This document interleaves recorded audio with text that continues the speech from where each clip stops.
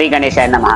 చాలా మంది అనేక సంవత్సరాల పాటు కష్టపడ్డ తర్వాత తమ జీవితంలో సొంత ఇల్లు కట్టుకోవడం కానివ్వండి, లేకపోతే సొంత వాహనం, అది 2 వీలర్ అయినా కానివ్వండి, 4 వీలర్ అయినా కానివ్వండి, కొనుక్కోవడం అనేది జరుగుతుంది.